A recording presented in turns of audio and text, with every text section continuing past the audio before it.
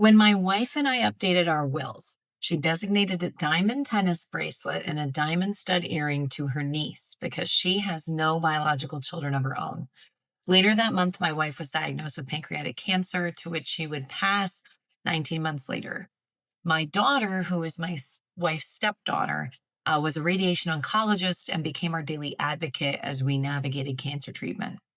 Shortly after my wife's diagnosis, her niece became engaged. It was my wife's one wish that she lived long enough to go to her niece's wedding, when she did do.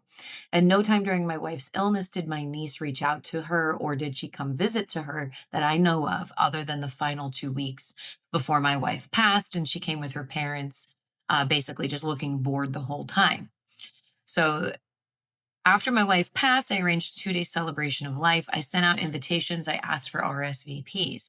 Niece's mother said that she was not going to be able to attend because the niece, who is now pregnant, has scheduled her gender reveal for the same day as the celebration of life, despite the celebration of life having been organized in advance of the gender reveal.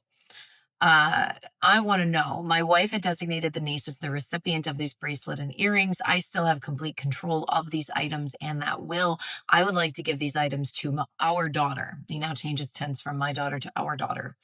She was there daily for my wife, for which she was more appreciative. I believe in my heart, if my wife had known how poorly her niece was going to behave during her illness and following her passing, she would have wanted the daughter to have the items and not the niece.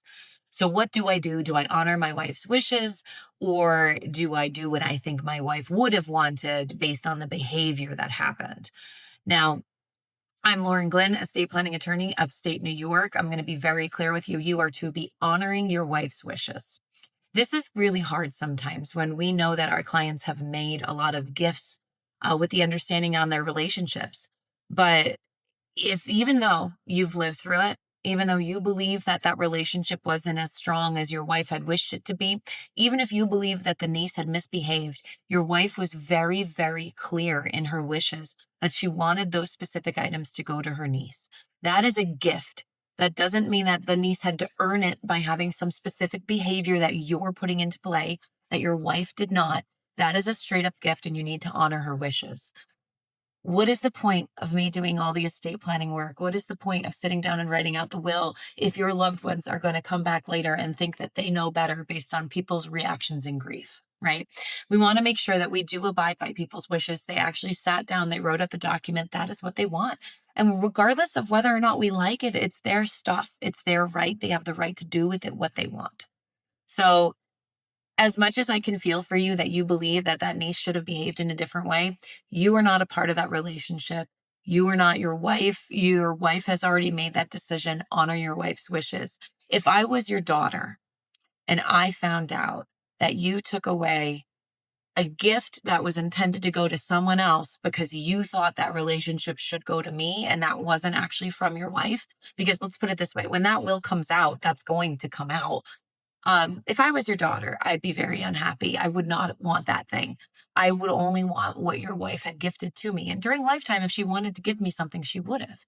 So don't think you're doing your daughter any favors here. Your daughter was a wonderful person who did a wonderful thing, and she did not do it because she needed a tennis bracelet. She did it because she loved your wife and she was a good human being. And that niece, again, try not to sit and judge. You have no idea. Maybe she's young, maybe she's old from this writing. I don't know if the niece is in her 20s or in her 30s. This could be the first person she's ever dealt with grief wise. And maybe she doesn't really have a whole understanding of how to walk through this process appropriately. So, from our perspective, always follow the written wishes of the person who's passed. Do not deviate just because you believe something different should have happened. That's not what happened. Do what's actually written down.